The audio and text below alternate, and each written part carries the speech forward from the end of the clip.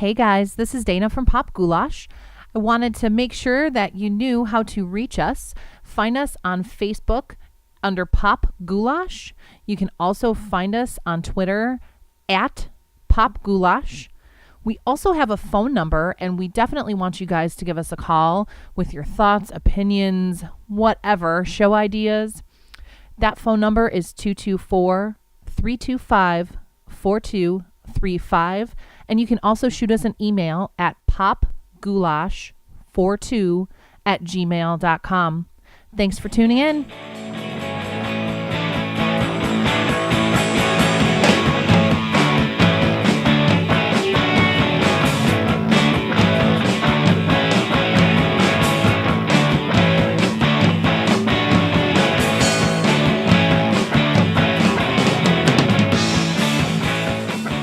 Strap on your ear goggles, bitches. It's time for some Pop Goulash.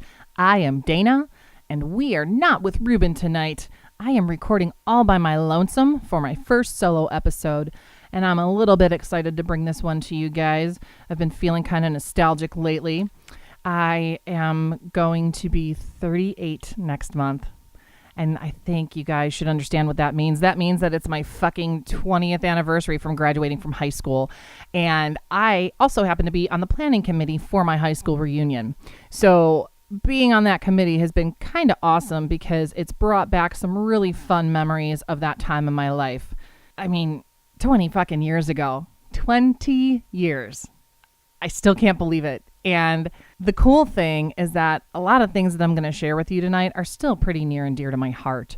There was a lot of great music going on at that time. There was also a lot of shitty music going on at that time. And I think that I would argue that the same thing stands for TV and movies during that year. So today, tonight, whatever, I'm going to share with you guys some of my fondest memories from that time. And I hope you guys dig it. So here we go. So in a little bit of preparation for this episode, I decided that I was going to do some research. The first thing on my research agenda, of course, was the Billboard year-end Hot 100 Singles of 1997. So kind of like I said before, there's a lot of shit on this list, but the ones that I'm actually going to kind of mention here, those are some of my favorites, and they bring back excellent memories of me hanging out with my girlfriends, going out and dancing, smoking cigarettes, driving the strip in my hometown. Yeah, those are the things that I did back in 1997. So first up on this list is a song called I'll Be Missing You, and it's by Puff Daddy, and it features Faith Evans and 112. And that song, if you will recall, was specifically released because Notorious B.I.G. died that year. He died in March of 97. And while I know that this song talks about somebody's death, I still fucking think it's a great song, and it still holds up to this day. You still hear it being played a lot these days. I really don't care for Poop Daddy anymore. That's kind of my nickname for him. However, I will still always listen to this fucking song whenever it comes on the radio or, my iPhone, because that's what I listen to music on most of these days. The next song that I actually have on my list is another Puff Daddy song, but this one features Mace, and it's a song called Can't Nobody Hold Me Down. And this particular song actually samples a song by Grandmaster Flash and the Furious Five. It's a song called The Message. So for those of you who are familiar with that song, come on, you have to agree that that song still kills it to this day. It was a great, great hip hop tune. And I think that this will always be one of the top 20 for my 20-year high school reunion. Oh my God, seriously. We're all about the nostalgia tonight, guys. All about the nostalgia. So the next song that I have on my list here that I want to talk about quickly with you guys, it's a song by Meredith Brooks. It's called Bitch. And this song is my karaoke jam. I sing this song every time I go out to karaoke, and I really love this song. It definitely captures the vibe and the feel of a lot of the female artists during that time. Some of the raw, chick emotion, girl power. So Bitch by Meredith Brooks, that's certainly probably the top 5 of my picks for 1997.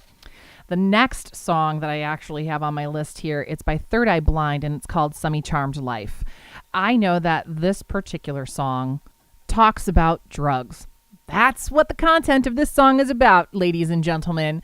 And it's such an upbeat song. And I don't think, unless you looked it up or really, really paid close attention to the lyrics, that you would know that that's what that song was about. Color me fucking surprised years later when I finally figured out that that's what Semi-Charmed Life was all about. But I love Stephen Jenkins, and I think his voice is fantastic. And I believe that this song was actually the lead single off of their self-titled album, if I'm not mistaken.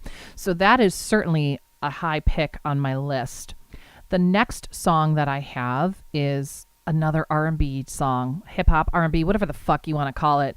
And that kind of encompasses a lot of 1997 for me as well, because like I said, I used to go out singing and dancing and hanging out with my girlfriends and meeting boys on the weekends. And of course, when you went to the little juice bars at the time, you heard these songs. And this song is by Keith Sweat, and it's called Nobody. And that song, please. I still listen to that song, and it evokes those like tingly feelings of, I just want to dance with you, and I kind of want to suck your face while I'm dancing with you too.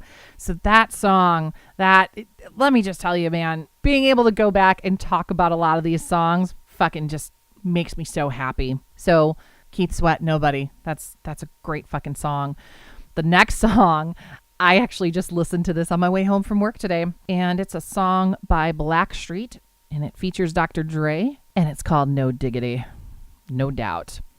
And that song, oh man, the theme here, of course, is all about good stuff from the year 1997, and that song will always hold a special place in my heart too, man. I really, honestly, all of these will, and that song, man, No Diggity, No Doubt. Come on. You hear that song and you want to get up and you want to dance. You want to get out there and you want to grab somebody and go out and dance. And that song, I mean, shit, you could probably even just jam it and go driving down the strip in my hometown. I don't even know if they do that shit these days, but that's definitely cruise-worthy music right there. And the next song, this, I believe, was featured in 10 Things I Hate About You. I think. Actually, wait, no. I don't think. I fucking know that song was in that movie.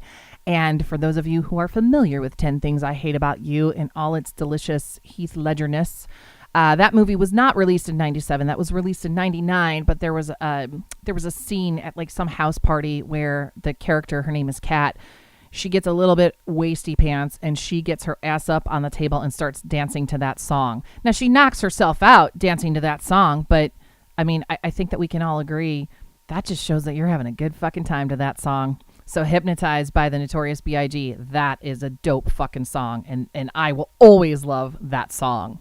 The next song is by a gal named Robin, and it's called Do You Know What It Takes? And I know Robin is still around now these days cranking out music, but I will always love these, I guess you can call them teeny bopper songs from back in the day. And this song, Do You Know What It Takes? This is another fantastic song.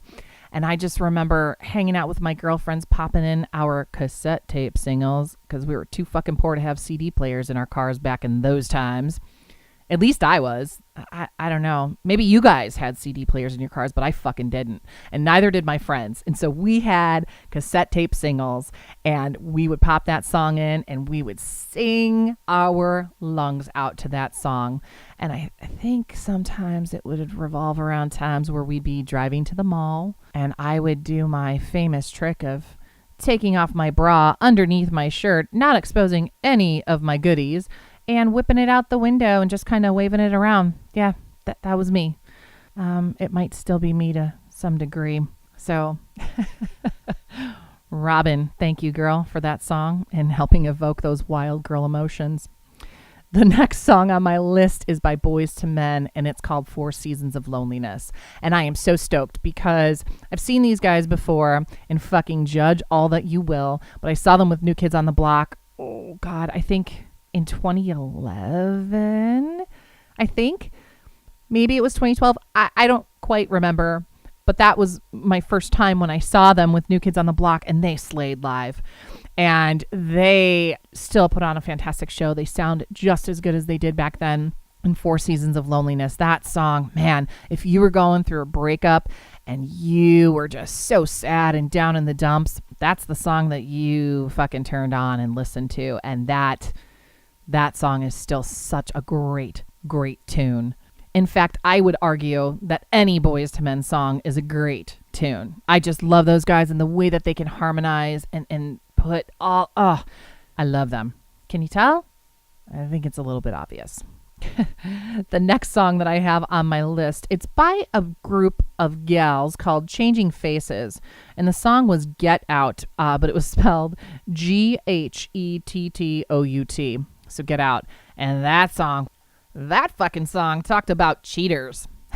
And it talked about this gal finding out that her boyfriend was cheating on her ass. So that song, probably not the most favorite topic in the world when somebody cheats, but definitely a great song from that time period. I think we should just call this episode Dana's memorable trip down R&B/hip hop land, because that's what I feel like most of my list kind of sways to for the music portion anyway. The next song on my list is by a group called 112, and it's called Cupid. And this song was just gorgeous. I feel like the way that these guys harmonize, they could sing me the phone book and I would be happy. Even if it's a song that might be sad or might, talk about not wanting somebody to cheat on you, they could make it fucking sound pretty. And these boys did a great job. So yeah, Cupid by 112. That's a fabulous song. The next 2 songs, I always kind of used to confuse the female artists on these songs, and I think it's because the songs were released fairly close to one another. I mean, now I know different, right? But back then, I didn't. So the first one is Where Have All the Cowboys Gone by Paula Cole. As you will remember, she was the one that did the opening song for Dawson's Creek, or Dawson's Rivers Kids. I think that's what I used to call them. But yeah, she was the one who did the I Don't Want to Wait for Our Lives to Be Over song. Yeah, that's her. But Where Have All the Cowboys Gone? That song, yeah, man. It's not the greatest song in the world. I fully admit that. However, it's still a great song, and I just love her voice. I think she's super talented. I believe it was last year she started a crowdsourcing effort to release her new music. I didn't quite follow up on that, so I'm not sure exactly how that turned out for her, but kudos to her, man, for keeping shit going still, 20 years later. Again, 20 fucking years since I graduated from high school. The next song is called Sonny Came Home, and it's by Sean Colvin. Now, if you're familiar with these two, I get it. Their vocals don't quite sound the same, like the vocal quality, but Sonny Came Home was another great song, and I still listen to that song even to this day, because I think Sean Colvin, she's just a really smart writer. And if you really listen to this song, it's a very dark song. And I think she just delivers it in such a way that, I don't know, if it doesn't rip your soul a little bit, I don't fucking know what else will. The next song on my R&B/hip hop tour of 1997 is actually a cover song. And I know that we talked about this on our last episode. It's by a group called Allure, and they featured 112, the guys who did Cupid. And they actually covered Elisa and the Cult Jam song, and it's called All Cried Out. And I fucking love this song. I love Lisa's rendition of the song, the original. But man, this version, it's not as 80s, I guess, is the best way to describe it. So this song, it's a lot, I don't want to say harder. I don't think that that's the right word to use, but it's got the opening and it's got like the keyboard. It's a beautiful take on this song. And if you have never heard that song, at least that cover version of it, I encourage you to go check it out today. Allure did such a beautiful job of covering All Cried Out. I remember Lisa's version, because I think that came out in like 84 or 85, maybe even 86, whatever. But I was a little kid and I used to sing that song growing up. So this was a fun one to kind of come back around later. Now, judge me all you want. And that's okay, because I'm sure that you do a little bit, and you should. But the next 2 songs, I'm just going to admit right now, I'm a closet Celine Dion fan. I really can't help it. Celine, I have a few spirit animals, but fucking Celine. This woman, I just love her vocal ability. She is so damn good, and I don't care who you are. I think she beats Mariah Carey's ass every day. Plus, I don't think that, she screwed up a New Year's Eve performance anytime recently. Regardless, moving on. The first of the Celine songs that I want to talk about, this is actually another cover song, and it's a cover of Eric Carmen's song called All By Myself. And man, I like Eric Carmen. He's okay, but she killed this version of the song. Celine's version of All By Myself was. We'll go with was. That was kind of my anthem. Because I was this little 18-year-old girl and I didn't need anybody in the world. And then alas, I listened to this song and I realized that I needed people in my life. So thank you, Celine, for, turning that Eric Carmen song into my battle cry for 1997. The next of my Celine picks is a song called It's All Coming Back to Me Now. And I have fantastic memories even to this day. So love this song back then. I'm going to throw it forward. I sing this song in karaoke sometimes with my buddy Rory. And hey, buddy, I hope you're listening. We killed this damn song when we did it at karaoke. And the video, I remember when this video dropped because it reminded me of a Meatloaf video. And actually, the specific video that it reminded me of was Meatloaf's song, Anything. I would do anything for love. But I won't do that.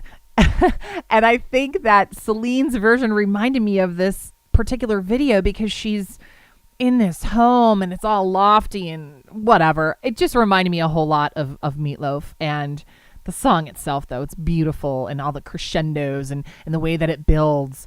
It's definitely a song that I will always put on in the car and sing to the top of my lungs.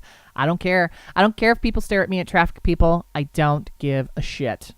That's just kind of how I roll. So yeah, Celine, live her, love her. I don't know what else to tell you about that. The next song that I have on this list is another chick song, and it's by Miss Sheryl Crow. And we did talk about this on the covers episode too, because I talked about the cover song that this particular band in Jersey did. It's of the song If It Makes You Happy. I still like Cheryl's version. This song, when it came out, the video and the grittiness and the way that she did her makeup even for the video, such a cool jam. I don't know. Do you call it a jam? A song? Whatever. However you want to refer to it, this is still a great song from that time period. Again, I like to put these in my pocket and call them the bitch anthems from back in the day. And this is certainly up there on the bitch anthems. Now the next song, I am still in love with this song to this day. It was actually featured in a movie in 1996 called Phenomenon. And that movie starred John Travolta. And this was probably the main song in that flick, if I recall correctly. It's been so long since I've seen it, but it's a song by Eric Clapton called Change the World, and I adore this song. It gives me great memories of my friend Brian from Wisconsin, who I'm still friends with to this day, and it's fantastic. He actually sang that song to me a few times, and he's got a great fucking singing voice anyway, so he could nail it. But I love this song. I will never turn the station when this song comes on. It is just gorgeous. And Eric Clapton, man, he's so great anyway, but it was such a good song, and it's still such a good song. I know it charted well. It's just a great, great single to kind of have popped up from that movie. So yeah, Eric Clapton changed the world. I'm getting a little bit weepy as I talk about it too. The next song that I have on my list here, it's actually one of the last songs that I want to talk about because I want to talk about some other stuff too. Again, we're going to end the R&B/hip-hop Dana tour with another Keith Sweat song, and it's called Twisted. And this song, Nobody is a great song. I think this one's even better. It's another song about cheating. I don't know. That's not a theme for me tonight, but this is just one of those songs, man. You feel the emotion and how he's just so all distraught about this broad who he just wants to get over, and she ain't gonna let it happen. So yeah, Twisted, man. Oh, I wish I could play these songs as I'm recording this for you guys, but I can't because I don't want to get sued. So yeah, those are my picks from the Billboard year-end Hot 100 Singles of 1997. Moving on, though, as I mentioned, I wanted to talk a little bit about some of the movies that were released during 1997. Now, the first one, this was released at the end of 1997, so it was, of course, after I started college, but the movie Titanic. All I think about anytime I think about the movie Titanic is the Jaxical scene, and I know you all fucking know what I'm talking about. I'm talking about the scene where Rose lets go of Jack's hand, and it's just such a sad scene. But you know what? I'm a dick, and I can't help but laugh at that scene. I know I sound like an awful human being, and that's okay, because I've come to terms with that in my life. But man, that movie, that was all the fucking rage at the end of 1997. I remember I went to go see it with my ex-college fiance. Oh, yeah. I had one of those at 18. Anywho, that was a thing, and we went to go see that movie, and I think I made him go back to the theater like 3 more times to go see that movie. I was so obsessed with that movie. No, it was not The Heart of the Ocean that I was obsessed with. I was obsessed with Leonardo DiCaprio and how fucking hot he was in that movie. Regardless, though, that was one of the notable releases that year. That was my pick. The next movie, man, this movie is just fabulous. Of course, I'm talking about A Good Will Hunting. This particular film was directed by Gus Van Sant, and it starred the late Robin Williams. God rest his soul, that man. Oh, so missed. But yeah, Robin was part of the cast. Matt Damon, Ben Affleck, of course, Minnie Driver, who I loved in this particular movie. And yeah, I love this movie still. I think that this movie will always stand the test of time, because this particular movie kind of follows the life of this kid who probably was from the wrong side of the tracks, right? And, you know, he's got to start working with this therapist, and he starts working with Robin Williams, and he kind of rediscovers himself and thinks about his past and his future. And, you know, I think that it has so many messages that still stand up today. So I feel like this is certainly a top pick and will always be a top pick of this year for me. Now, the next movie, I know this will be appreciated by all of our Kevin Smith fans out there. I am talking about the one and the only Chasing Amy. And if you don't know what I'm talking about, then watch the fucking movie, people. Come on. Basically, to sum it up in the best Dana way that I can sum it up, it's about a dude who becomes attracted to a gal who is a lesbian. And Kevin Smith does what Kevin Smith does, man. I mean, this movie, it gets referenced even still to this day, of course. And this is another one that has Ben Affleck in it, and also Jason Lee. And I love me some Jason Lee. And the lady who played so I guess I should probably backtrack a little bit, right?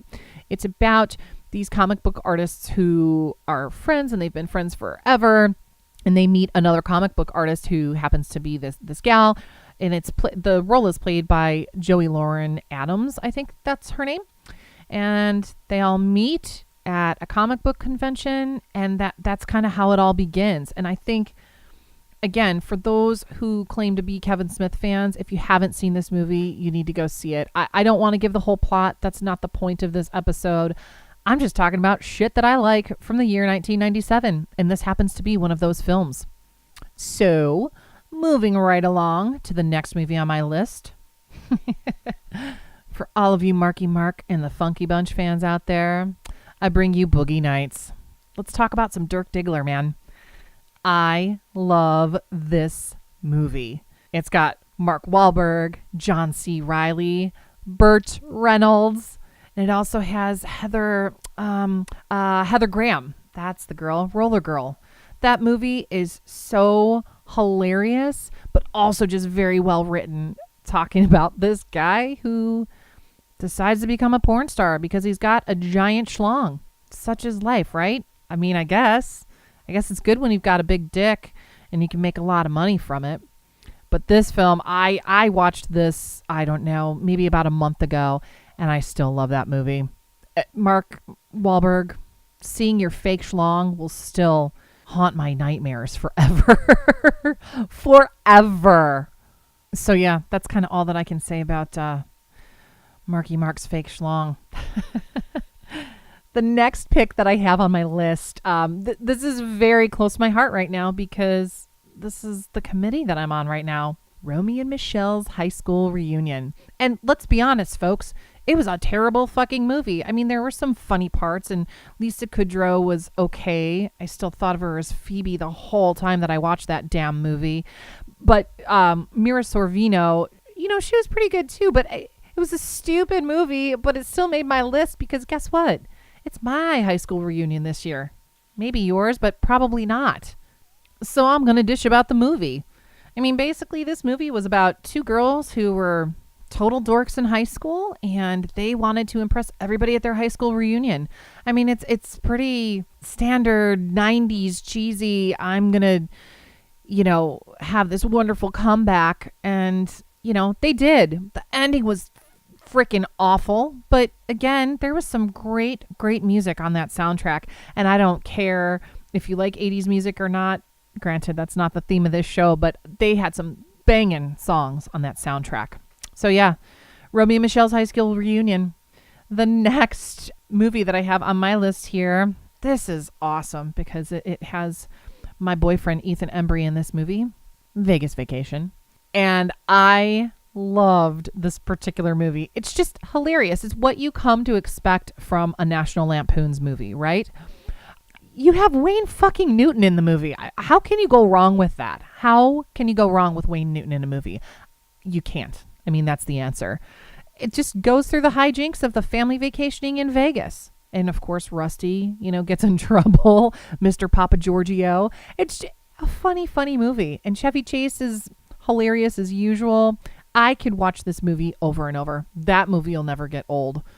And I think it kind of talks about a lot of my tastes anyway. I'm kind of getting old and set in my ways, but I'm okay with that. I'm open to new things if they meet my litmus test. So yeah, Vegas Vacation. Now, the last movie that I have on my list here is called Addicted to Love. And it starred Meg Ryan and Matthew Broderick. And it basically talks about these two scorned lovers who happen to team up.